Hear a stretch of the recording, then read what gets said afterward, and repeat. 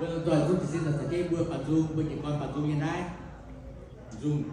bé cũng đã chết bếp yên xem yên nhiên kiểu chiếu